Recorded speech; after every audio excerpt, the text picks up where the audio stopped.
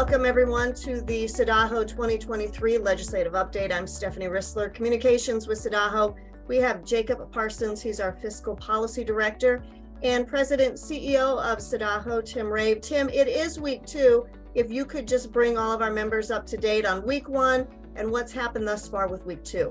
Yeah, thanks everybody for joining us for a brief update. We'll do this weekly now going through the rest of session.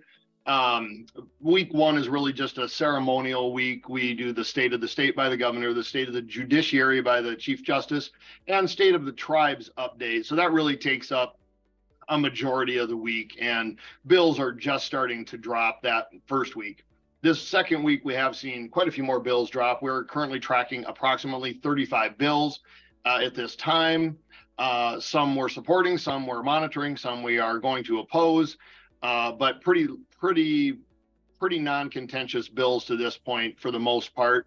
There are a couple, probably one or two contentious issues in the hopper right now. Those issues we are taking a neutral position on at this time, just kind of waiting to see which direction they head. So really just kind of getting into the heart of session right now. So Jacob, you follow appropriations and you have been in those meetings. What can you tell our members about what's happened so far?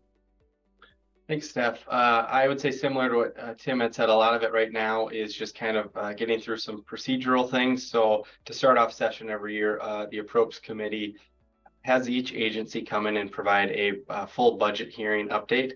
And so the exciting part for this week is that earlier in the week, we heard from both social services and human services. And so social went through the plan for 5% provider inflation. They also talked about their plans for Medicaid expansion implementation and kind of gave a deeper dive into how they came up with their estimates for that. And then as far as human services go, they talked about the targeted provider inflation for nursing homes to get them to 90% of their methodology.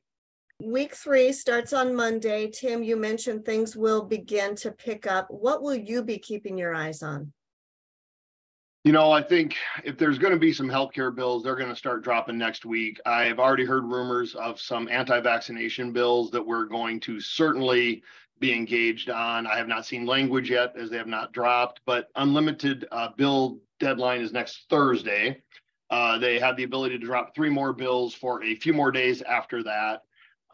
So we'll see the meat of session will happen next week as far as bill drop introduction goes. And then we'll start sorting through them. I don't think we're going to lack for a number of bills to watch this legislative session. All right, that will wrap it up. We will put together these short legislative updates each Friday for our members. To keep them up to speed, just remember to go to our SDAHO website where we have an advocacy page. There's our bill tracker, and that's where you will see real-time updates on all of the legislation we're following. Until next Friday, we'll see everyone. Thank you. Thanks, everybody. Thank you.